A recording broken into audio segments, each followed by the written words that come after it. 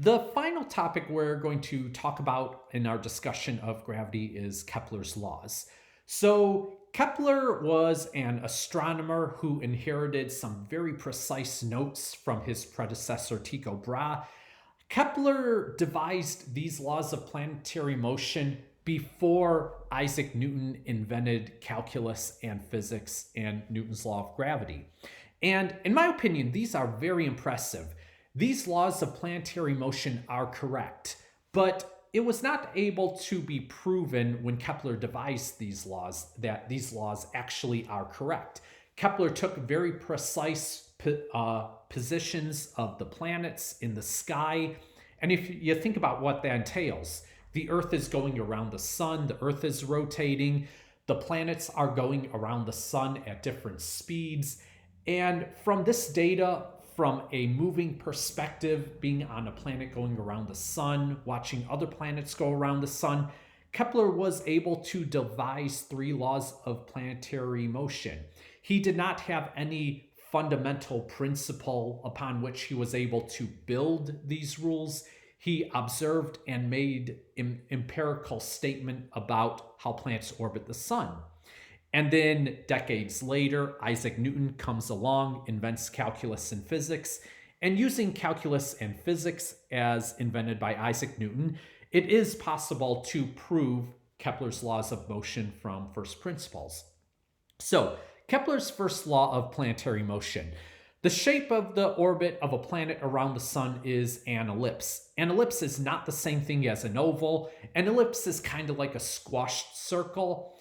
The sun is located at one focus of that ellipse. Now, in this slide, I am going to use the word planet and sun very often. Kepler's laws apply to any 2 objects, as long as one object is much more massive than the object that is orbiting it. So I could think of the Earth orbiting the sun, or I could think of a satellite orbiting the Earth. I could think of the sun orbiting around the Milky Way galaxy. Kepler's laws apply to all of these objects.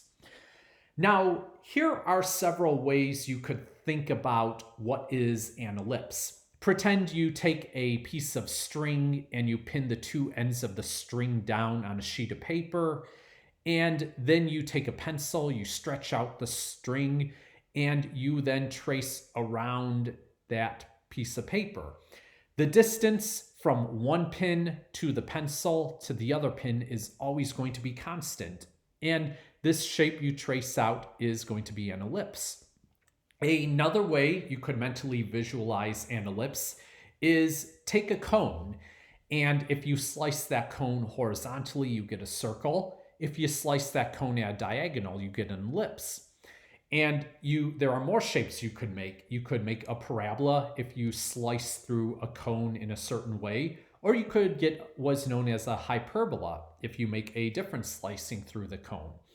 So the shape of planets' orbits around the sun is going to be an ellipse, and the sun is located at one focus of the ellipse, where one of these pins is holding that string down.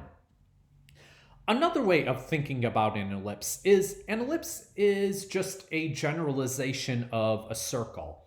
Now, you don't need to work with this equation for an ellipse that I'm showing you here in this course, but there is a reason I want to show it to you.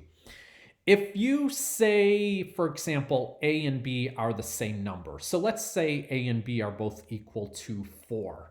Then I could rearrange this equation to say x squared plus y squared equals 4 squared.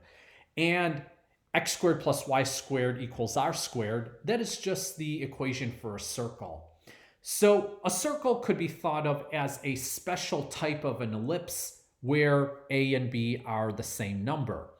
Or I could say an ellipse is kind of like a circle with 2 radiuses, a bigger radius and a smaller radius.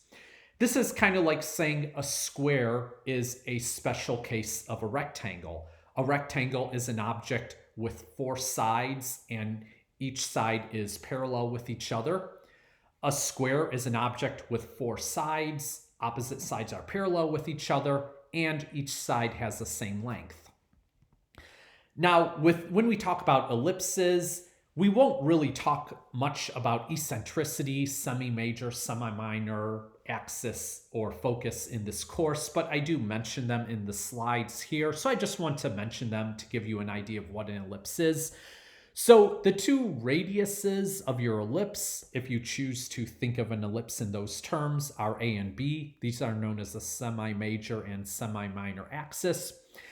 Eccentricity is a measure of how close an ellipse is to a circle. So if A and B are the same number, this equation for an ellipse will reduce to the equation for a circle. As I said, the equation for a circle is x squared plus y squared equals radius squared. If eccentricity is 0, your ellipse is a circle. If eccentricity is between 0 and 1, anything greater than 0, your circle will become an ellipse. Now, the orbit shown here is an exaggeration. The Earth's orbit, technically, sometimes the Earth is a little closer to the sun in January, and the Earth is a little bit further away from the sun in July. But the difference between the Earth-Sun distance when it's at its closest or at its furthest is only something like 2 or 3%, so it is not significant. The Earth's orbit is almost circular. It's ever so slightly an ellipse. You also may see the words perihelion, aphelion, or perigee, apgee in the textbook. Perihelion is the point in the orbit where you're closest to the sun. Aphelion is the point of the orbit that is farthest away from the sun. And if I'm not talking about the sun, then perigee is when you're closest to whatever object you're orbiting around. Apgee is the point in the orbit when you're furthest away from the object you're orbiting around. I realize I'm giving you a lot of information on this slide. Most of this information you will not really need for this course.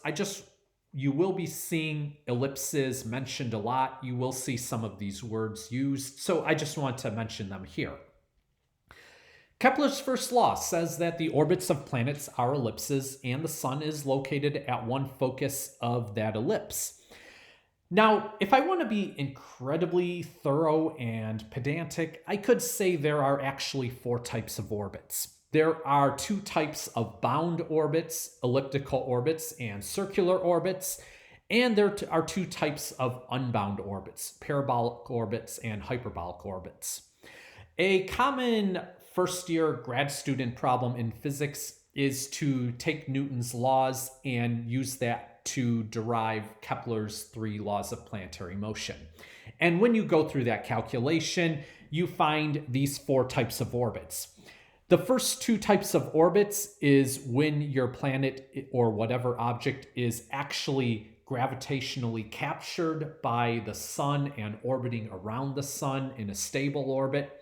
These other 2 types of orbits are more when your object passes close to the sun, it is deflected by the sun's gravity, but it's moving so fast it escapes away from the sun's gravity, gets to go out back into interstellar space.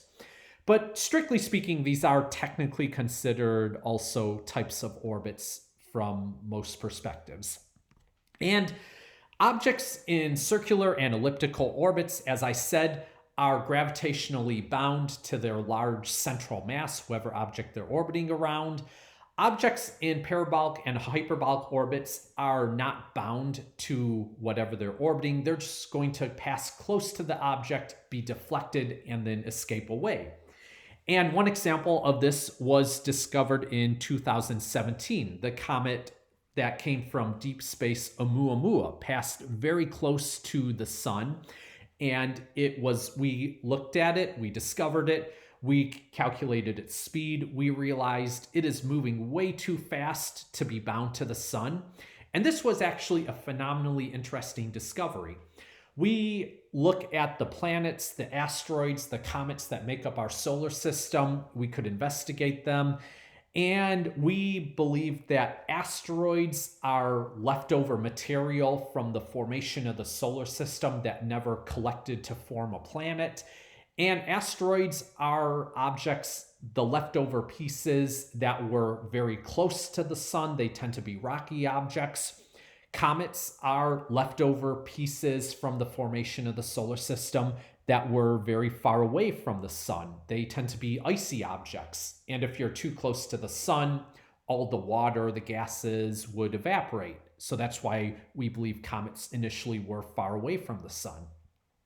Now, we could ask the question, is our solar system typical or is it atypical? And in order to answer that question, you will want a lot of data points. It's relatively easy to see asteroids and comets around our solar system because they're at least in our neighborhood, but we can't really see asteroids and comets from the other side of the galaxy. They're just too small, too far away. However, there's no reason that sometimes these objects might be ejected from their solar system, wander the galaxy aimlessly, and occasionally enter our region of space. There probably are a lot of these objects in the solar system right now. But the thing is, they tend to be very hard to find because they're very small. But we could identify them if they're moving fast enough. And then in 2017, we found this interstellar comet Oumuamua. It passed close to the sun. We caught it when it was on its way out of the solar system. And now we could begin looking at some of these objects and see if we investigate these objects from interstellar space, we could begin to learn something about our own home. Are we typical? Are we atypical? By looking at some of these objects that are from other solar systems. I also mentioned the notion of eccentricity for thinking about elliptical orbits or other types of orbits.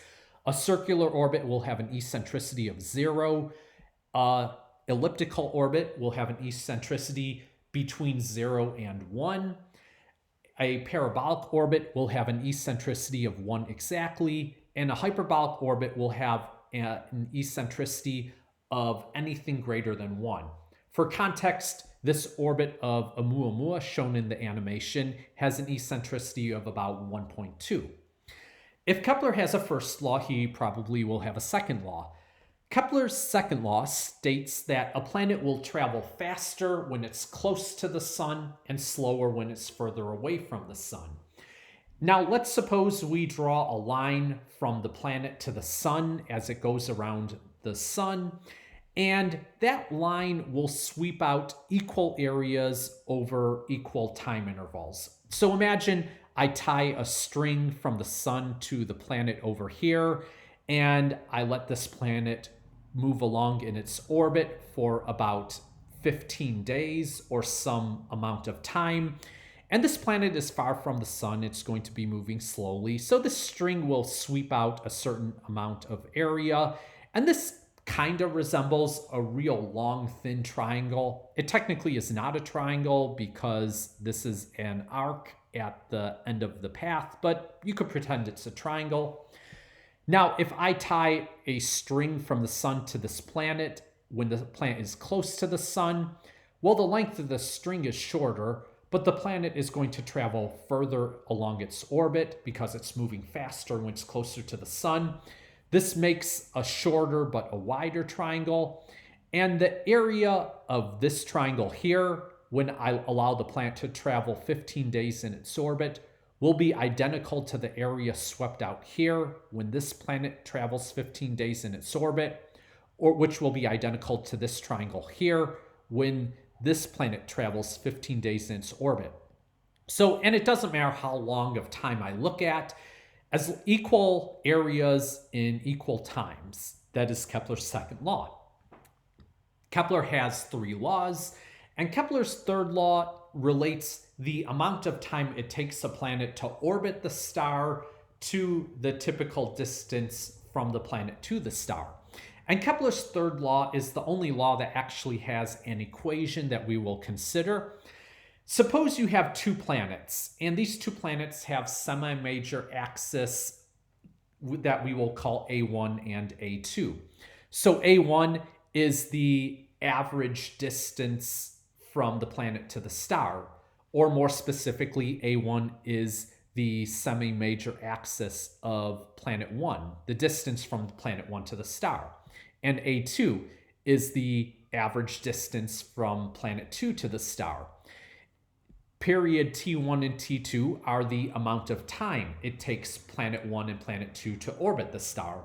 If you remember to a previous lecture from this chapter, period is the amount of time it takes to complete one cycle, the amount of time it takes planet 1 to orbit its star, and the amount of time it takes planet 2 to orbit its star. If I cube the semi-major axes of these orbits, if I square the amount of time it takes them to orbit their star, I get a relationship that looks something like this. Now, there is a certain convention we could work with that is fairly convenient that I could demonstrate on the board in a future example problem video. Usually in this course, we work in the SI units. So we want to work in meters and seconds and kilograms and all of those combinations of units. But one useful unit in astronomy, unit of time, is the year. And one useful unit of distance in solar system astronomy is the astronomical unit, AU. 1 AU is the average distance from the Earth to the Sun. So if we say we'll measure A in astronomical units and we'll measure T in years, well, let's say planet 1 is Earth because Earth is number 1 in my heart. So if I cube the number 1, I'll get 1 upstairs here. If I square the number 1, I'll get 1 downstairs here. And then I will end up with 1 is equal to A2 cubed over T2 squared. Well, if planet 1 is Earth, it doesn't really matter what planet 2 is. Planet 2 could be Neptune or Jupiter or Venus or any other planet. Regardless, if I say T is measured in years, T could be the number of years it takes Neptune to orbit the sun, and A could be the average distance from Neptune to the sun. Or A could be the average distance from Jupiter to the sun, and T could be the average amount of time it takes Jupiter to orbit the sun. Because one of my planets is Earth on the left-hand side of Kepler's third law, I could just turn this equation into 1 equals A cubed over T squared. I'm just losing the subscript 2. And then this equation could be rewritten as T squared equals A cubed.